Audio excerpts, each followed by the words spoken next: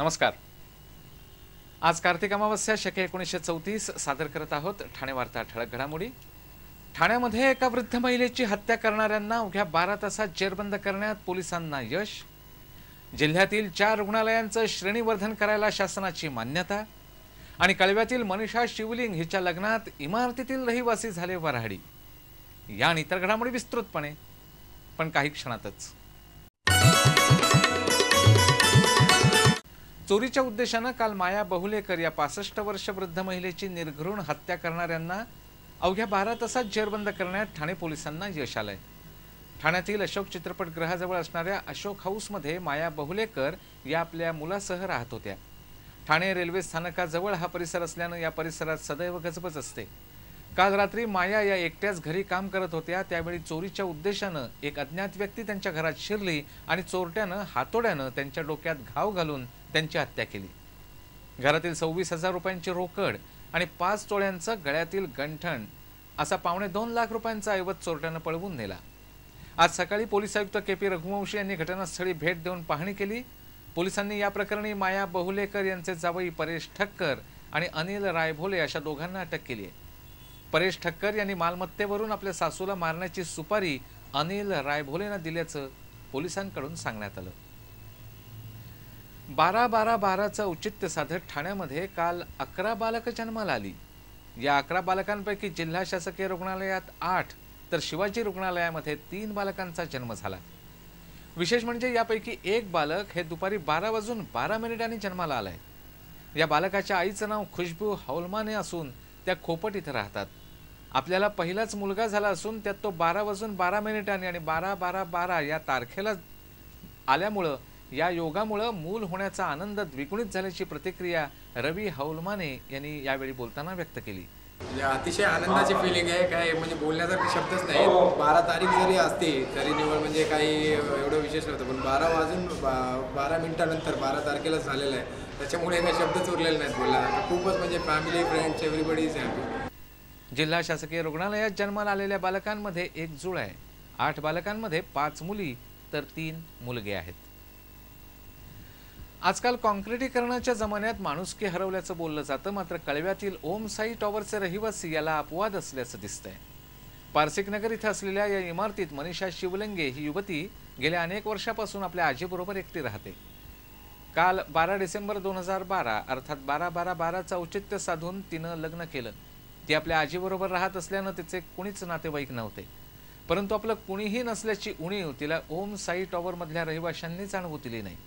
अगदी हळद लावण्यापासून ते अक्षता टाकेपर्यंत जवळचं कुणी नसल्याची किंचितची ही जाणीव मनीषाला या रहिवाशांनी होऊ दिली नाही। या लग्नाची सुरुवात मेहंदी लावण्यानं झाली। मेहंदीनंतर हळद नाचगाणी अगदी जल्लोषात झाली। ओम साई टॉवरच्या रहिवाशांनी अगदी घरच्यांच्या सारखीच सरबराई तिच्या लग्नात केली। तिचा प्रेमविवाह होता।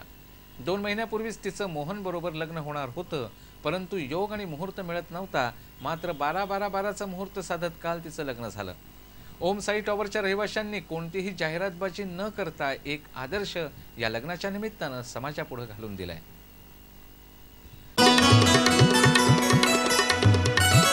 ऑल इंडिया बुडोकॉन कराटे फेडरेशनच्या वतीनं नवी दिल्लीतील टालकटोरा इंडोर स्टेडियमवर झालेल्या 4थ्या आशिया international world union karate championship स्पर्धेत ओम साई कराटे अकॅडमीच्या विद्यार्थ्यांनी चांगलं यश संपादन केलंय। या स्पर्धेत आरती घुमरे हिला काता या प्रकारात रौप्य पदक, सुचिता डांगलेला कातामध्ये रौप्य तर फाईटमध्ये कांस्य, डायना दास हिला 2 रौप्य तर सायली चौधरी हिला काता या प्रकारात 1 कांस्य पदक मिळालं। सागर हेगडे, साहिल मौर्या, वेद शेठ, वैभव गोसरानी, अरुण कृष्णमूर्ती, जितेश हेगडे, पृथ्वी सावंत आणि शुभम मोहनकर यांनीही उत्तेजनार्थ पारितोषिक पटवत उत्कृष्ट कामगिरी केली। कल्याण डोंबिवली महापालिकेचे स्वीकृत सदस्य म्हणून शिवसेनेच्या राजेंद्र देवळेकर यांची नियुक्ती झाली आहे। पक्षीय बलानुसार ही नियुक्ती करण्यात आली आहे। 2010 सालच्या निवडणुकीनंतर पक्षीय बळानुसार शिवसेना 2, महाराष्ट्र नवनिर्माण सेना आणि संयुक्त आघाडी 2 असे 5 स्वीकृत सदस्य नियुक्त करण्यात आले। सभागृह नेतेपदी असलेल्या राजेंद्र देवळेकर यांची निवड जातीच्या वादावरून रद्द झाली। त्यांच्या निवडीला चैताली बोराडे यांनी आव्हान दिलं होतं। राजेंद्र देवळेकर यांची जागा रिक्त झाल्यानं शिवसेनेनं स्वीकृत सदस्य रघुनाथ भोईर यांचा राजीनामा घेतला आणि त्यांना देवळेकर यांच्या प्रभागातून पुन्हा पोटनिवडणुकीतून निवडून आणलं। भोईर यांच्या राजीनाम्यामुळे रिक्त झालेल्या जागेवर शिवसेनेनं आता राजेंद्र देवळेकर यांची नियुक्ती केली। ठाण्यातील गोखले रस्त्यावर आज एक विचित्र अपघात झाला। या अपघातामध्ये कोणतीही हानी झाली नाही, मात्र मोठा गोंधळ झाला। लोकमान्य नगरहून ठाणे रेल्वे स्थानक मार्गे मीरा रोडला जाणाऱ्या बसनं गोखले रस्त्यावर एका रिक्षाला धडक दिली। या रिक्षात प्रवासी नव्हते, परंतु बसच्या पुढच्या चाकामध्ये रिक्षाचा काही भाग अडकून बसला। यावरून वादावादी झाली। रिक्षा चालकाची फारशी तक्रार नव्हती, तर बसचा चालक गाडीतून उतरलाही नव्हता। मात्र रस्त्यावरून जाणाऱ्या पादचाऱ्यांमध्येच वादावादी झाली। काही जण रिक्षावाल्याची बाजू घेऊन भांडत होते, तर काही जण बस चालकाच्या बाजूने तावातावानं बोलत होते।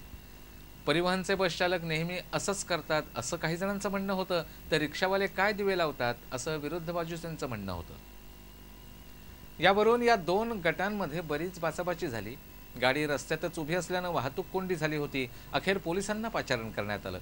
पोलिसांनी घटनास्थळी येऊन दोन्ही गटांना बाजूला केलं आणि हा वाद मिटला। ठाणे जिल्ह्यातील 4 ग्रामीण रुग्णालयांचं श्रेणीवर्धन करायला शासनानं मान्यता दिली। जिल्ह्यातील ग्रामीण भागातील ही रुग्णालयं रुग्णांसाठी अपुरी पडत होती, त्यामुळे जिल्ह्यातील ग्रामीण भागातील ग्रामीण रुग्णालयांचं श्रेणीवर्धन करावं अशी मागणी होत होती। याबाबतचा प्रश्न वसईचे आमदार विवेक पंडित यांनी हिवाळी अधिवेशनात उपस्थित केला होता। 2001 सालच्या लोकसंख्येवर आधारित राज्याच्या आरोग्य संस्था स्थापनेच्या बृहत आराखड्याला मंत्रिमंडळानं मान्यता दिली आहे। या जिल्ह्यातील मुरबाड, बदलापूर, मोखाडा, विक्रमगड या ग्रामीण रुग्णालयांचं 30 खाटांवरून 50 खाटांमध्ये, तर मनोर आणि जव्हार इथल्या ग्रामीण रुग्णालयांचं 200 खाटांमध्ये श्रेणीवर्धन करायचा प्रस्ताव असल्याची माहिती विवेक पंडित यांच्या प्रश्नावर दिलेल्या लेखी उत्तरात सार्वजनिक आरोग्य मंत्री सुरेश शेट्टी यांनी दिली आहे।